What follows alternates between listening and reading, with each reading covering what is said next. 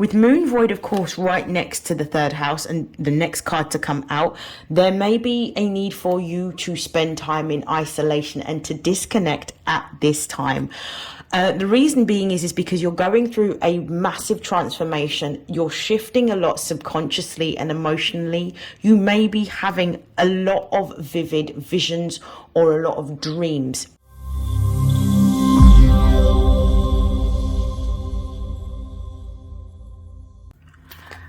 This message is for Aquarius placements for the month of February. What are the most important messages for Aquarius placements for the month of February?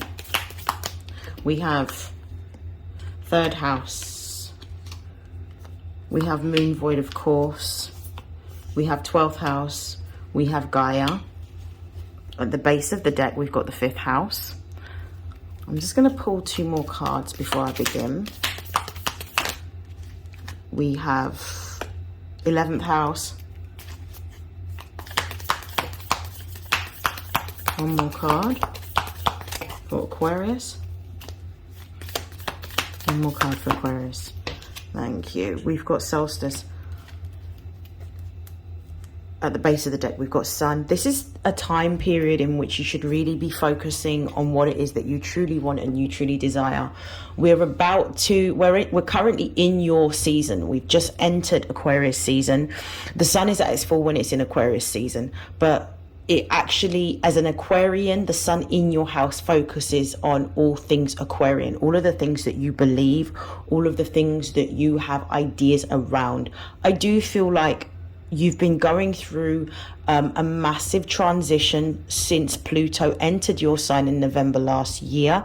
There has been a lot of deep-rooted unearthing of your subconscious programs, of your beliefs, of your behaviors. You may even be going through a time period in which you are letting go or releasing people that no longer reflect the person that you're becoming or transforming. I feel like there's relationships that you're releasing. If you have any significant Taurus placements, you may want to look at the Taurus one. We've got third house here. We've got Moon Void, of course, here. We've got the 12th house here. We've got Gaia. We've got the 11th house here. And we've also got solstice. Now, the ones that I want to focus on at the moment, I should say, is the third house and the 11th house. Both of these deal with groups. The third house deals with siblings, it deals with cousins, it deals with people in your local community. The 11th house deals with social groups that you belong to. So like extended, not necessarily close personal relationships, but extended networks. There is something about your groups or the communities that you belong to that is shifting at the moment. With Moon Void, of course, right next to the third house and the next card to come out, there may be a need for you to spend time in isolation and to disconnect at this time. The reason being is because you're going through a massive transformation. You're shifting a lot subconsciously and emotionally. You may be having a lot of vivid visions or a lot of dreams. The reason being is because what's happening is Pluto is actually going and removing all of the deep-rooted fears that you may have buried into your psyche. That's what's coming up at this time. So you may not be feeling in your sociable mood where you want to go out and you want to intermingle and you want to connect with others. So if you need to rest. You might be feeling quite tired at the moment as well.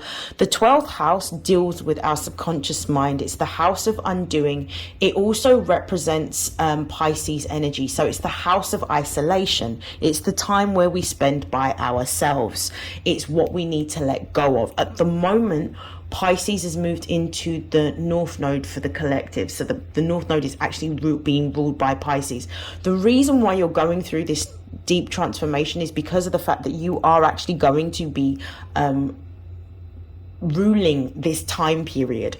What your mind actually thinks about is what is going to be manifested quite rapidly, particularly with Pisces being in the North Node. So you're going for a period of healing and you need to rest. whatever it is that you're thinking about with the 12th house being here and Gaia being here is going to manifest into the physical 3D reality.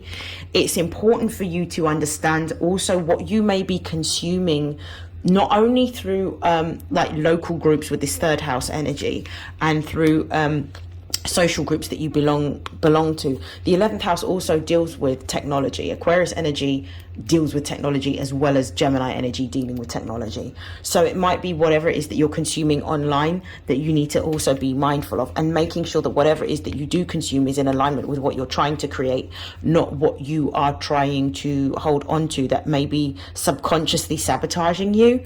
We've also got solstice here. You're going through a deep transition and transformation. It may be important for you to connect with people that have experienced something similar.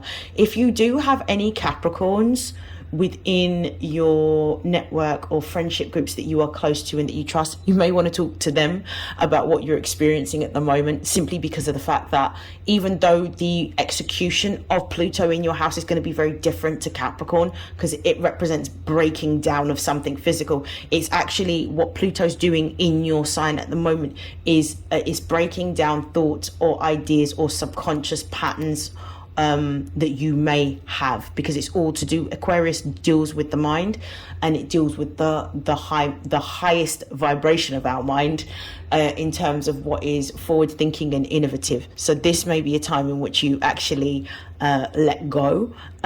With Pluto being in your house, you're just purging and releasing.